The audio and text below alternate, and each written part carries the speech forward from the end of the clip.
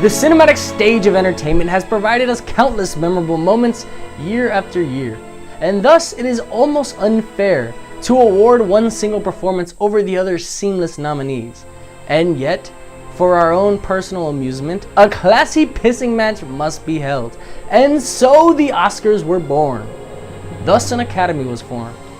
A group of anonymous, smug, most likely Caucasian gentlemen gather each year to determine who is the best, based on heart, stage presence, merit, who they like more, and of course, whoever released a film in the last quarter of the year. It is the Academy Awards, the most grand 6 hours of judgment television has ever known. The past year has been yet another revolutionary stage in film, one that has taught us many things we had previously not thought possible. For example, we learned that a futuristic film from over 20 years ago can have a futuristic sequel, both starring Jeff Bridges, in which he actually revisits himself from the past, which is actually supposed to be the future, to warn himself about his past invention, which will eventually destroy the future, from the past, which was actually the future, I think. We also learned that any role that Jeff Bridges is casted in, he will speak as though he's 12 White Russians deep. We saw that Jack Nicholson's famous quote from the '92 classic, "A Few Good Men," can be even further shamelessly dragged through dog feces to a level we had previously only been able to dream about. We were reminded that you don't actually need dialogue or skill or even action to be the star of your own femme fatale flick.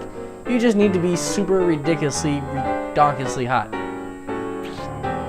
And no matter how hard they try to butcher the concept of spoof films, somebody will keep coming up with the cash to somehow sponsor these horrifying pieces of cow shit. And even if you have the worst comic strip in the LA Times, you can still have a feature film created so long as Owen Wilson has provided enough marijuana to lend his voice for the animated dog lead. And the question has finally been answered. Does Nicolas Cage still carry any standards when choosing movie scripts? No, he does not. Now let's get to some picks. There was a time when being nominated for Best Picture meant you had one of the few elite films of the year. This year there's roughly 79 nominations for Best Picture, and that's if you want to count Winter's Bone. Surprisingly, The Last Airbender was still left off the list. Go figure. I'm going to go with The King's Speech on this one, because I've been hearing all week about how it's probably going to end up winning Best Picture.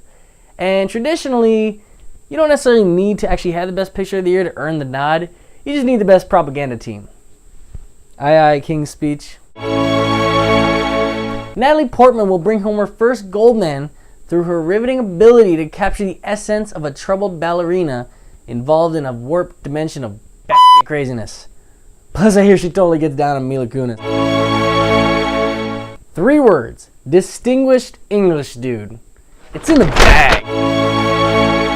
Personally, any film titled How to Train Your Dragon is my immediate choice on any list. But Toy Story 3 is actually nominated for Best Picture. Probably a sign the Academy is into it. Also, it's the only film in this category anybody's ever heard of. Beautiful is a film that deliberately misspelled the word beautiful, and I'm pretty sure they did it just to piss me off. Seriously, nobody spells beautiful like this. What other rational reason is it? They did it just to piss me off. So you know what I'm going to do? I'm going to pick beautiful. That way, if they lose, I still win. And then, of course, if they win, I win too. It's a win-win. This looks intense.